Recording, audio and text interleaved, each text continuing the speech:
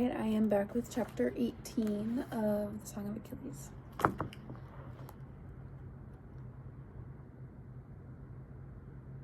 I woke that night gasping.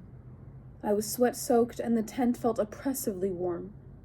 Beside me, Achilles slept, his skin as damp as mine. I stepped outside, eager for a breeze off the water, but here too the air was heavy and humid. It was quiet, strangely so. I heard no flapping of canvas, no jingle of an uncensored harness. Even the sea was silent, as if the waves had ceased to fall against the shore. Out beyond the breakers, it was flat as a polished bronze mirror. There was no wind, I realized. That was the strangeness. The air that hung around me did not stir, even with the faintest whisper of current. I remember thinking, if it keeps up like this, we won't be able to sail tomorrow. I washed my face, glad of the water's coolness, then returned to Achilles and restless, turning sleep. The next morning is the same. I wake in a pool of sweat, my skin puckered and parched. Gratefully, I gulp the water that Madeline brings us. Achilles wakes, draws a hand over his soaked forehead. He frowns, goes outside, returns. There is no wind. I nod. We will not leave today. Our men are strong oarsmen, but even they cannot power a full day's journey. We need the wind to take us to Troy. It does not come. Not that day, or that night, or the next day either. Agamemnon is forced to stand in the marketplace and announce further delay. As soon as the wind returns, we will leave, he promises us. But the wind does not return. We are hot all the time, and the air feels like blasts off a fire, scorching our lungs. We had never noticed how scalding the sand could be, how scratchy our blankets. Tempers fray and fights break out. Achilles and I spend all our time in the sea, seeking the meager comfort it offers. The days pass and our foreheads crease with worry. 2 weeks with no wind is unnatural, yet Agamemnon does nothing. At last Achilles says, I will speak to my mother. I sit in the tent sweating and waiting while he summons her. When he returns, he says, it is the gods. But his mother will not, cannot say who. We go to Agamemnon. The king's skin is red with heat rash, and he is hangry all the time, at the wind, at his restless army, at anyone who will give him an excuse for it. Achilles says, you know my mother is a goddess?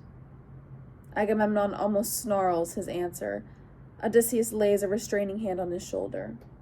She says the weather is not natural, that it is a message from the gods. Agamemnon is not pleased to hear it. He glowers and dismisses us. A month passes, a weary month of feverish sleep and sweltering days. Men's faces are heavy with anger, but there are no more fights. It is too hot. They lie in the dark and hate each other. Another month. We are all, I think, going to go mad, suffocated by the weight of the motionless air. How much longer can this go on? It is terrible. The glaring sky that pins down our host, the choking heat we suck in with every breath. Even Achilles and I, alone in our tent with the 100 games we make for each other, feel winnowed and bare.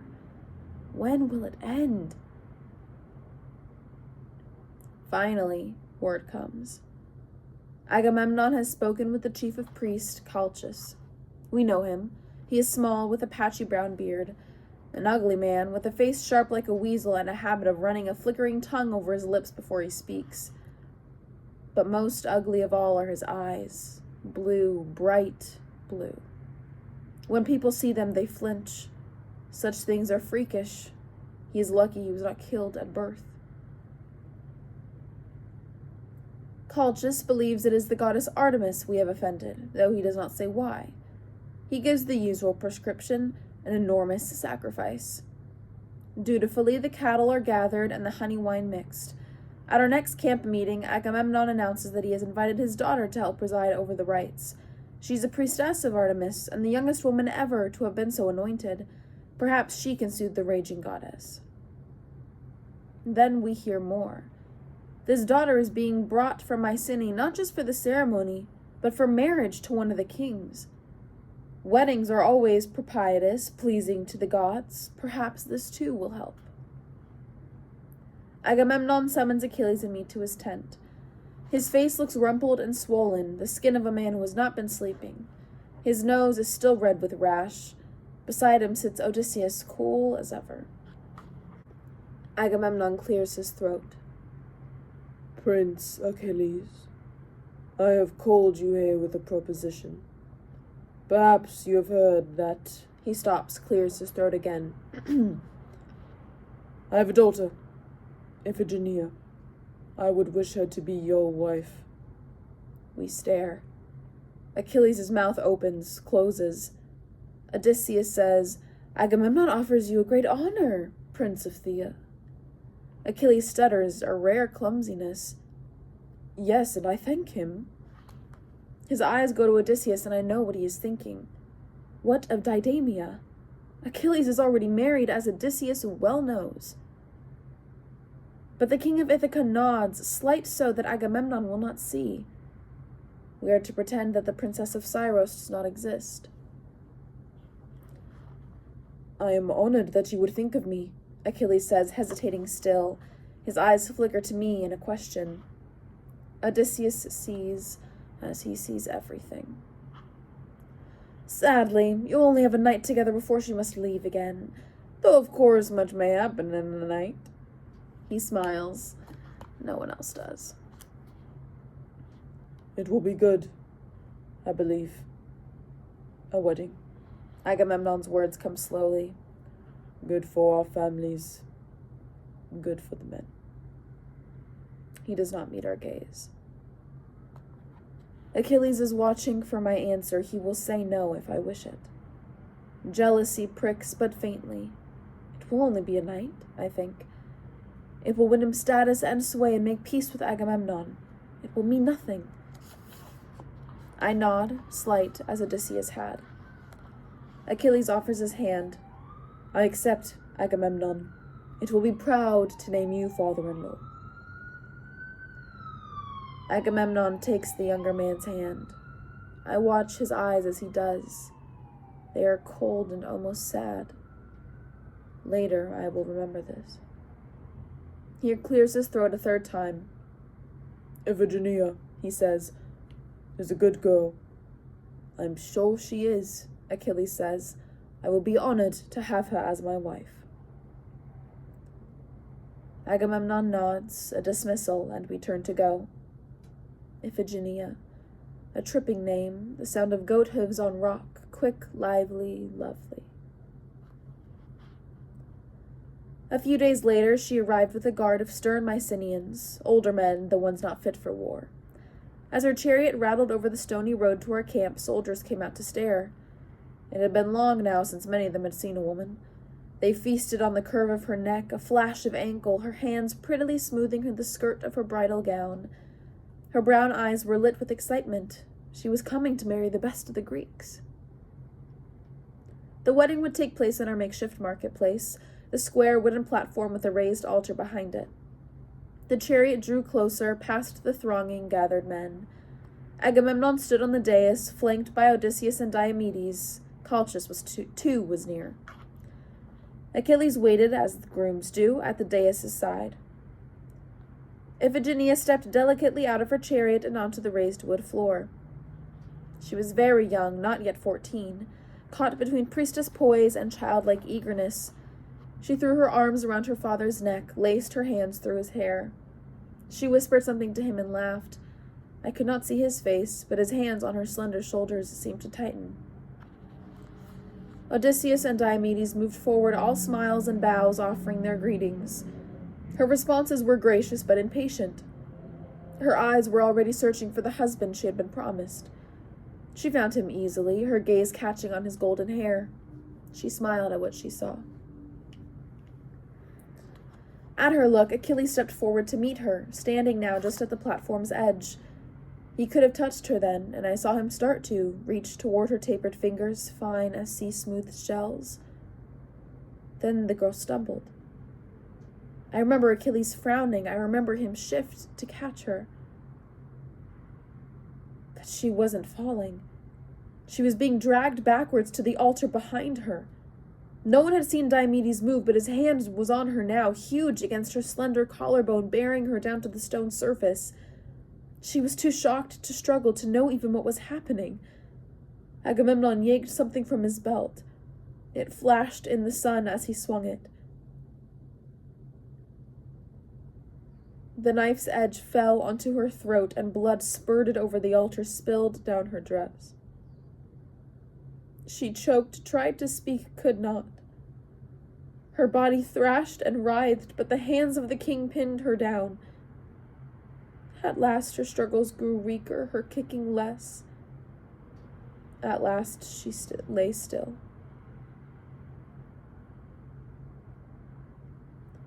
Blood slicked Agamemnon's hands.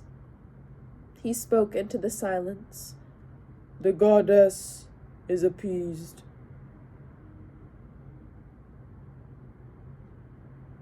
Who knows what might have happened then? The air was close with the iron salt smell of her death. Human sacrifice was an abomination driven from our lands long ago, and his own daughter. We were horrified and angry, and there was violence in us.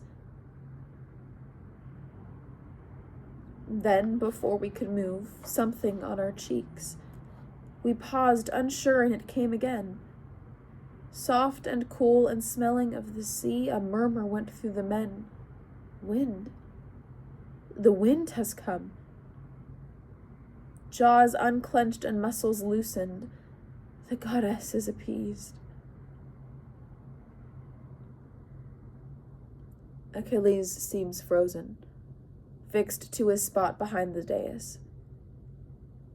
I took his arm and pulled him through the crowd towards our tent. His eyes were wild and his face spattered with her blood.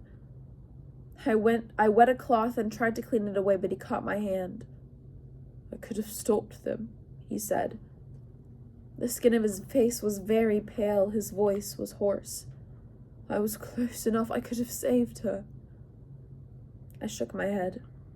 You could not have known. He buried his face in his hands and did not speak. I held him and whispered all the bits of broken comfort I could find. After he had washed his stained hands and changed his bloodied clothes, Agamemnon called us all back to the marketplace. Artemis, he said, had been displeased with the bloodshed this huge army intended. She demanded payment for it in advance, in kind. Cows were not enough. A virgin priestess was required, human blood for human blood. The leader's eldest daughter would be best. Iphigenia had known, he said, had agreed to do it. Most men had not been close enough to see the startled panic in her eyes. Gratefully, they believed their general's lie. They burned her that night on Cypress Wood, the tree of our darkest gods. Agamemnon broached 100 casks of wine for celebration. We were leaving for Troy on the morning's tide. Inside our tent, Achilles fell into exhausted sleep, his head in my lap. I stroked his forehead, watched the trembles of his dreaming face. In the corner lay his bloodied groom's tunic. Looking at it, at him, my chest felt hot and tight. It was the first death he had ever witnessed. I eased his head off my lap and stood. Outside, men sang and shouted, drunk and getting drunker. On the beach, the pyre burned high, fed by the breeze. I strode past campfires, past lurching soldiers. I knew where I was going. There were guards outside his tent, but they were slumping, half asleep. "Who are you?" one asked, starting up. I stepped past him and threw open the tent's door. Odysseus turned. He had been standing at a small table, his finger to a map. There was a half-finished dinner plate beside it. "Welcome, Patroclus." "It's all right, I know." he added to the guard stuttering apologies behind me. He waited until the man was gone. I thought you might come.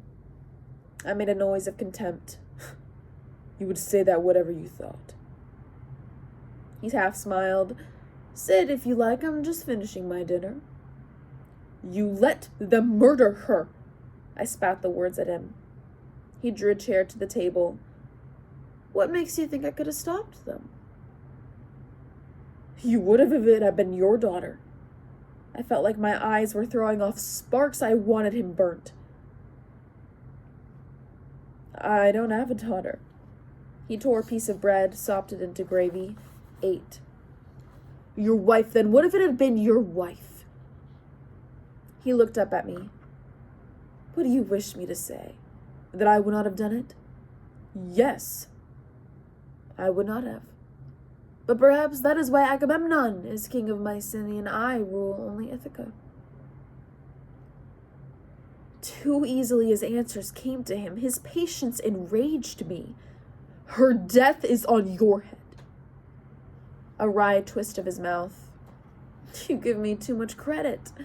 I'm a counselor only, Patroclus, not a general. You lied to us. About the wedding? Yes. It was the only way Clytemnestra would let the girl come. The mother back in Argos. Questions rose in me, but I knew this trick of his. I would not let him divert me from my anger. My finger stabbed the air. You dishonored him. Achilles had not thought of this yet. He was too grieved with the girl's death. But I had. They had tainted him with their deceit. Odysseus waved a hand. Men have already forgotten he was part of it. They forgot it when the girl's blood spilled. It is convenient for you to think so. He poured himself a cup of wine, drank. You are angry, and not without reason. But why come to me? I did not hold the knife or the girl. There was blood, I snarled, all over him, his face and his mouth. Do you know what it did to him? He grieved that he did not prevent it. Of course, I snapped. He could barely speak. Odysseus shrugged. He has a tender heart. An admirable quality, surely. If it helps his conscience, tell him I placed Diomedes where he was on purpose, so Achilles would see too late. I hated him so much I could not speak. He leaned forward in his chair. May I give you some advice?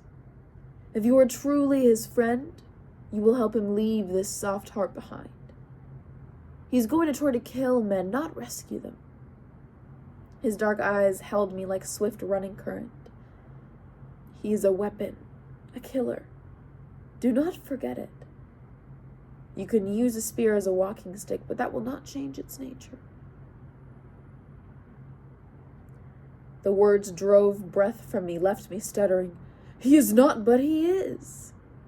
The best the gods have ever made. And it is time he knew it, and you did too. If you hear nothing else I say, hear that. I do not say it in malice. I was no match for him and his words that lodged like quills and would not be shaken loose. You are wrong, I said. He did not answer me, only watched me turn and flee from him in silence. And that's the end of chapter 18.